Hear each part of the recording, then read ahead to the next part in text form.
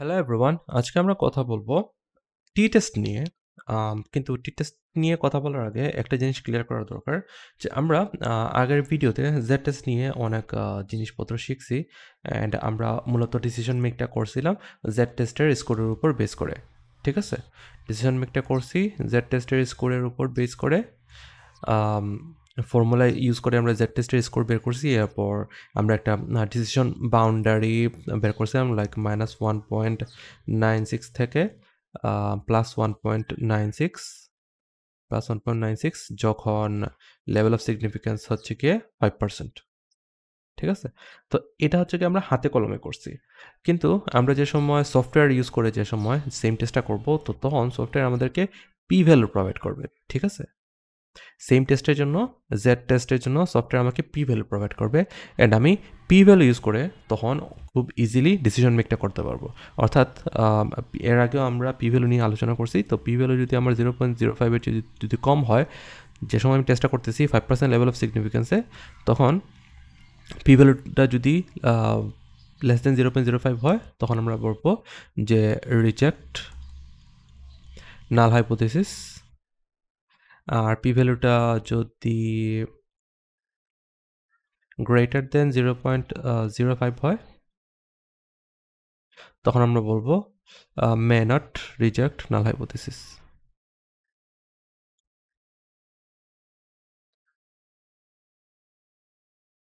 ঠিক আছে, তো এটা আসলে একটু ক্লিয়ারিফিকেশনের জন্য ব্যাপারটা করলাম যে আসলে পি ভ্যালুটা আমরা তাহলে কখন ইউজ করতেছি।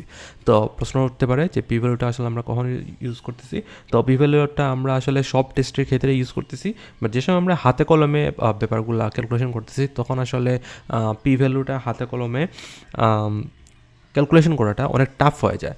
বাট আমরা যে সময় সফটওয়্যারের মাধ্যমে, ধরেন আর অথবা পাইথনের মাধ্যমে অথবা স্পেসিস কিংবা স্ট্যাটার মাধ্যমে আমরা যে সময় হাইপোথিসিস টেস্টিংগুলা ইমপ্লিমেন্ট করতেছি, তো তখন পি ভ্যালু প্রোভাইড করে সফটওয়্যারগুলো আমাদেরকে। এটা ওই পি ভ্যালু ইউজ করে আমরা ডিসিশন মেকটা খুব ইজিলি করতে পারি।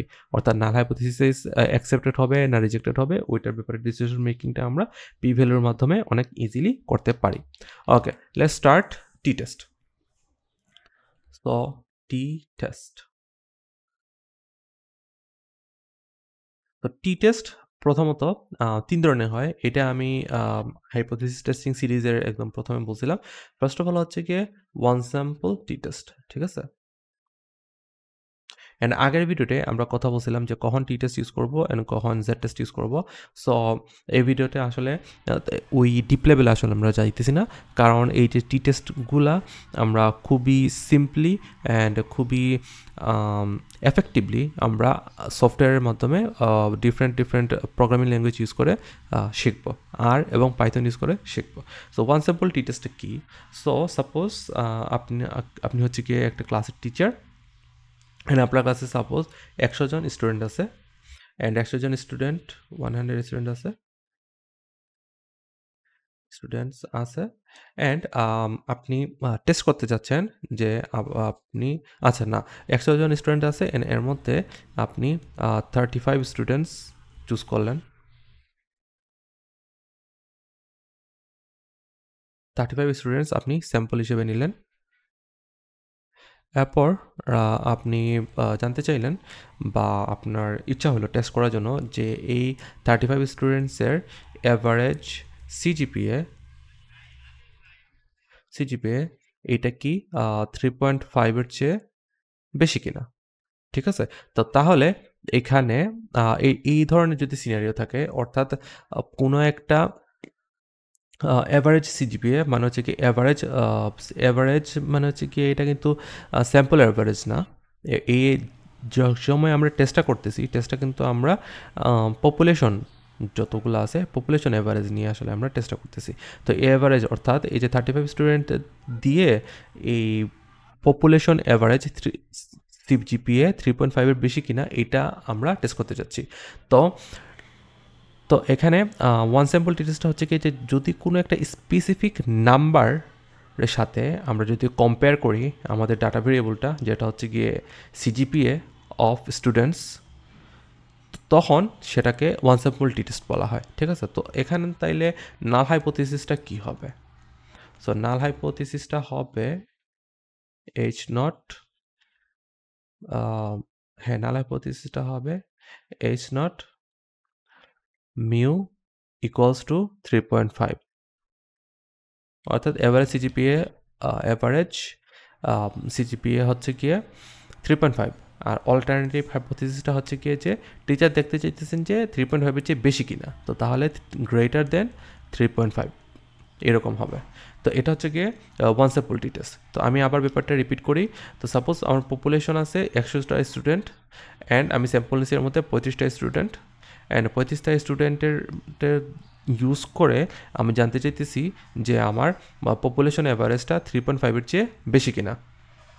ঠিক আছে, তো আমি যেটা জানতে চাই, যেটা আমি আসলে দেখতে চাই, যেটা হচ্ছে আমার অবজেক্টিভ, ওইটা কোথায় থাকে? ওইটা থাকে জেনারেলি অল্টারনেটিভ হাইপোথিসিসের মধ্যে।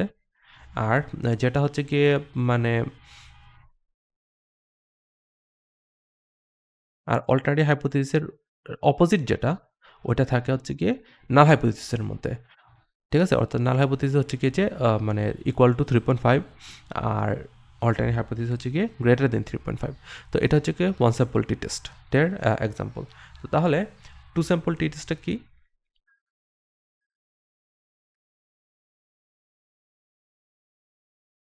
টু স্যাম্পল টি test, so two test sample টি টেস্ট। আর লাস্ট ভিডিওতে আমরা যে জেড টেস্টের যে এক্সাম্পলটা নিয়ে আমরা কাজ করছি, ওইটা আসলে সেম। সো টু স্যাম্পল টি টেস্টের মধ্যে আমরা মেনলি দুইটা গ্রুপ নিয়ে কাজ করি। তো এখানে আসলে দুই ধরনের ভেরিয়েবল হবে, যে একটা ভেরিয়েবল থাকবে ক্যাটাগরিক্যাল ভেরিয়েবল বা গ্রুপিং ভেরিয়েবল,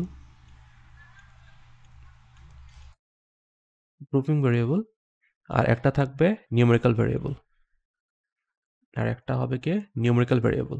ঠিক আছে, অ্যান্ড শর্তটা হচ্ছে টি টেস্ট বা জেড টেস্টের শর্তটা হচ্ছে যে ভেরিয়েবলটা আসলে দুইটার বেশি হইতে পারবে না, অর্থাৎ গ্রুপ আসলে দুইটা বেশি হইতে পারবে না, টু গ্রুপস। ঠিক আছে, তো গ্রুপস যেহেতু দুইটা, এই জন্যই এটার নাম হচ্ছে গিয়ে টু স্যাম্পল টি টেস্ট। ঠিক আছে, টু স্যাম্পল, এটা এখান থেকে আসতেছে। ঠিক আছে, তো গ্রুপ যেহেতু দুইটা, সেহেতু গ্রুপ দুইটাই থাকতে হবে, যেহেতু এটার নাম হচ্ছে two sample T test and numerical variable. তো এটার এক্সাম্পলটা কি? তো ধরেন আপনার জেন্ডার আছে, জেন্ডার ভেরিয়েবল আছে, তো জেন্ডারের ভিতরে আপনার মেল আছে, ফিমেল আছে, আর হইতেছে গিয়ে সাপোজ নিউমেরিক্যাল ভেরিয়েবল হচ্ছে ব্লাড প্রেশার, বিপি।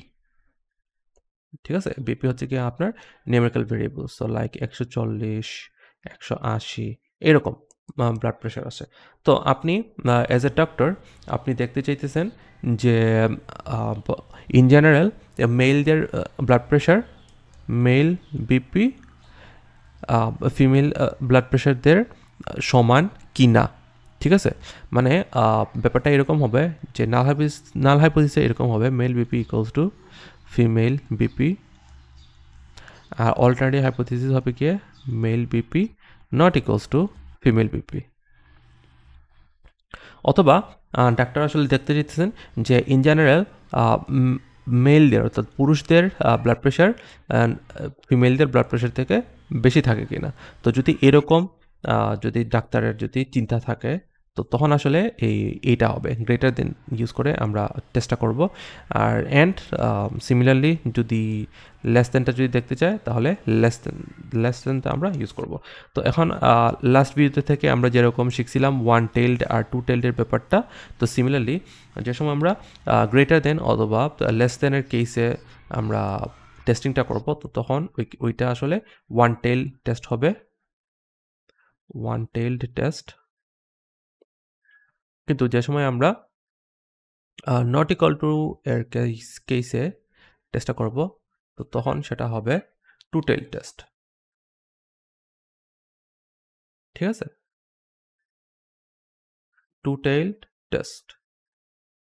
তো এখন টি টেস্টের মধ্যে আপনার আসলে একটা গুরুত্বপূর্ণ বিষয় চলে আসে, সেটা হচ্ছে গিয়ে degrees of freedom. Degrees of freedom, so টি টেস্টের ক্ষেত্রে ডিগ্রিজ অফ ফ্রিডমটা আসলে আপনার হয় নাম্বার অফ স্যাম্পলস মাইনাস 1 আমাদের যে নিউমেরিক্যাল ভেরিয়েবল, তো নিউমেরিক্যাল ভেরিয়েবলতে একটা এখানে, তো এই জন্য এখানে আমরা -1 করতেছি। তো ডিগ্রিজ অফ ফ্রিডম, সো আপনার যদি 30 জন যদি স্যাম্পল থাকে তো তাহলে ডিগ্রিজ অফ ফ্রিডম 29 হবে। অ্যান্ড এই ডিগ্রিজ অফ ফ্রিডম আসলে ইউজ করে আমরা টি টেস্টের টেবুলেটেড ভ্যালু পাই। ঠিক আছে, তো আমরা এই যে প্রিভিয়াস ভিডিওতে এই যে জেড টেস্টের জন্য এখান থেকে আমরা টেবুলেটেড ভ্যালু নিছি, এখান থেকে যে ভ্যালুটা আমরা নিছি যেমন এই যে 1.9 আর 0.6, তো 1.96 আমরা নিয়েছিলাম না, এটাকে আসলে টেবুলেটেড ভ্যালু বলা হয়। তো সিমিলারলি টি টেস্টের জন্য টেবুলেটেড ভ্যালু আসলে নেওয়া হয়। তো টি টেস্ট স্কোর টেবল, এই যে দেখেন টি টেবল, এটা চলে আসছে এই যে 2 টেইলের জন্য, অ্যান্ড এখানে ডিগ্রিজ অফ ফ্রিডম থাকবে। তো সাপোজ আপনি টেস্টটা করতেছেন 5% লেভেল অফ সিগনিফিকেন্সে, তো আপনি তাহলে এখানে যাবেন 0.05, আর ধরেন আপনার ডিগ্রিজ অফ ফ্রিডম হচ্ছে 29, তো এই যে 29, তো 0.05 অ্যান্ড 29, তো হচ্ছে গিয়ে 2.045, তো 2.045টা হচ্ছে গিয়ে যে টি স্কোর, অর্থাৎ টেবুলেটেড টি স্কোর,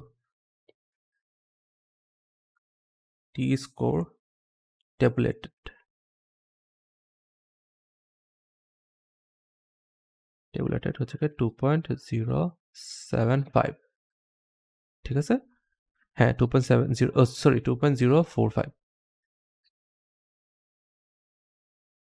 তো এইভাবেই আসলে আমরা যে সময় হাতে কলমে টি টেস্টের ম্যাথ করব, তো হাতে কলমে টি টেস্টের ম্যাথ করলে আমরা এই যে -2.045 থেকে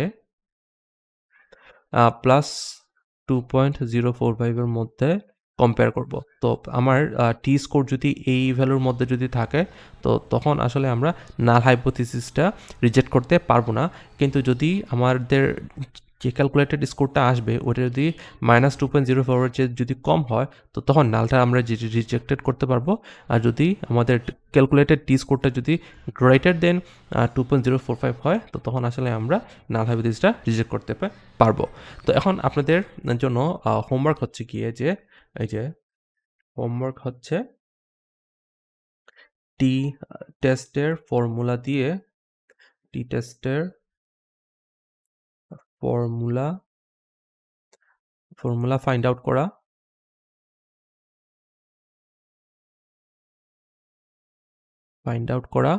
অ্যান্ড এই যে আমরা উপরে জেড টেস্টের জন্য যে এক্সাম্পলটা নিয়ে আমরা কাজ করছি ওই সেম এক্সাম্পলটা টি টেস্টের ফর্মুলা ইউজ করে করা। ঠিক আছে, do the Z test example using t-test formula. Okay, nice. এখন ওকে, এখন আমরা চলে যাব লাস্ট ওয়ান, সেটা হচ্ছে পেয়ার্ড টি-টেস্ট।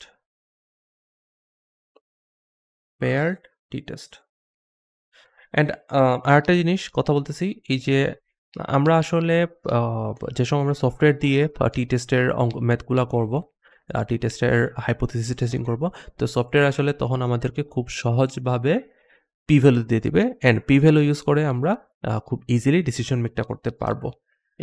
তখন আসলে এইরকম ডিসিশন মেক আসলে করা লাগবে না আমাদেরকে। ওকে, পেয়ার টি টেস্ট। তো পেয়ার টি টেস্টের কাহিনীটা হচ্ছে আমি আমার এর আগের ভিডিওতে অনেক ভালোভাবে এক্সপ্লেন করছিলাম ব্যাপারটা, যে পেয়ার টি টেস্টের ব্যাপারটা হচ্ছে কি যে একটাই ভেরিয়েবল থাকবে, অ্যান্ড ওইটার আসলে বিফোর অ্যান্ড আফটারের মধ্যে যে কম্পারিজনটা, বিফোর অ্যান্ড আফটারের মধ্যে যে কম্পারিজনটা, তো ওইটা আসলে আমরা পেয়ার টি টেস্টের মাধ্যমে আমরা করে থাকি। ঠিক আছে, তো আপনি যদি পেয়ার টি টেস্টটা যদি আরেকবার যদি রিফ্রেশ করতে চান, তাহলে কাইন্ডলি আমার প্রিভিয়াস যে ভিডিওতে আমি আলোচনা করছি ওই ভিডিও থেকে দেখে নেবেন। তো এখন আমরা অল্টারনেটিভ নিয়ে কথাবার্তা বলি। তো অল্টারনেটিভ ইম্পর্ট্যান্ট, সেটার কারণ হচ্ছে গিয়ে যে টি টেস্ট আমরা জেনারেলি কখন করি? টি টেস্টের অ্যাজাম্পশনসটা কি? ঠিক আছে? তো টি টেস্টের one of the most important assumption হচ্ছে গিয়ে যে ডাটা ভেরিয়েবল অর্থাৎ স্যাম্পল ডাটা র্যান্ডম হইতে হবে and sample data normally distributed হতে হবে। নরমালি ডিস্ট্রিবিউটেড হতে হবে। তো অর্থাৎ তাহলে কি করতে হইতেছে? তো নরমালি ডিস্ট্রিবিউটেড। তো আসলে কি করতে হইতেছে? তো যে সময় আমরা ডাটা স্যাম্পলটা পাবো, স্যাম্পল ডাটা পাবো, তো স্যাম্পল ডাটা পাওয়ার পরে আমরা প্রথমে ফার্স্ট স্টেপ হচ্ছে গিয়ে যে নরমালিটি টেস্ট করা। নরমালিটি টেস্ট হচ্ছে গিয়ে আমাদের ফার্স্ট স্টেপ। তো নরমালিটি টেস্ট থেকে যদি দেখি যে নরমালিটি ফলো করতেছে, তো তখন আমরা ডিরেক্টলি টি টেস্ট করতে পারবো। কিন্তু যদি দেখি যে নট নর্মাল, নরমালিটি ফলো করতেছে না, তো তখন আমাদের কিছু অল্টারনেটিভ ফলো করতে হবে। অ্যান্ড অল্টারনেটিভ আসলে টু স্যাম্পল টু স্যাম্পল টি টেস্টের জন্য হয়। তো টু স্যাম্পল টি টেস্টের জন্য আমরা ম্যান হুইটনি ইউ টেস্ট করব। তো ম্যান হুইটনি ইউ টেস্ট করব টু স্যাম্পল টি টেস্টের জন্য। তো এই ধরনের টেস্টকে নন প্যারামেট্রিক টেস্ট বলা হয়। নন প্যারামেট্রিক টেস্ট, এই ধরনের টেস্টকে নন প্যারামেট্রিক টেস্ট বলা হয়। এটা হচ্ছে গিয়ে for two sample T test. Two sample টি টেস্টের অল্টারনেটিভ।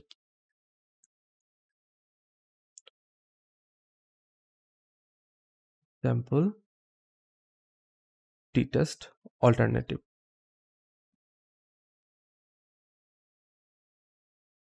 অল্টারনেটিভ। আর আরেকটা যেটা সেটা হচ্ছে গিয়ে যে আমাদের আছে, আই থিঙ্ক ওইটাকে উইলকক্সন র্যাঙ্ক সাম টেস্ট বলা হয়। Wilcoxon signed rank test. হ্যাঁ। তো আরেকটা যেটা হচ্ছে সেটা হচ্ছে কি যে alternative of pair t test of paired paired t test. তো সেটা হচ্ছে Wilcoxon signed rank test. Signed rank test. ঠিক আছে? তো এখন এগুলা নিয়ে আসলে বিস্তারিত আলোচনা করার কিছুই নাই। কারণ এগুলার যে আ ভিতরের যে থিওরি বা যে কারণে আমরা এটা করতেছি, এইটা হুবহু সেম অ্যাজ যে কারণে আসলে আমরা টু স্যাম্পল টি টেস্টটা করতেছিলাম আর আম পেয়ার টি টেস্টটা করতেছিলাম। তো এগুলার ইমপ্লিমেন্টেশন আমরা খুব সহজে এগুলা কিভাবে করা যায় আমরা R এর মাধ্যমে দেখব অ্যান্ড Python এর মাধ্যমে আমরা দেখব। কারণ এগুলা আসলে খুবই সিম্পল জিনিস। জাস্ট বিকজ নরমালিটি ফলো করতেছে না, এর মানে এই না যে আমরা থেমে যাব এখানে, আমরা স্টাক হয়ে যাব। যে সময় নরমালিটি ফলো করতেছে না, ওই সময় আমাদের ডিফারেন্ট উপায় আছে আমাদের কাছে। তো এই জন্যই এই ধরনের টেস্ট আমাদের কাছে অ্যাভেলেবল আছে। ম্যানহুইটনি ইউ টেস্ট অ্যাভেলেবল আছে ফর টু স্যাম্পল টি টেস্টের অল্টারনেটিভ হিসেবে। আর উইলকক্সন সাইন র্যাঙ্ক টেস্ট আমাদের কাছে অ্যাভেলেবল আছে পেয়ার টি টেস্টের অল্টারনেটিভ হিসেবে। So thank you very much আমার সাথে থাকার জন্য। অ্যান্ড কাইন্ডলি যে হোমওয়ার্কটা দিছি ওইটা যদি করেন নিজে নিজে, তাহলে অনেক হেল্পফুল হবে আপনার নিজের জন্য। Thank you very much.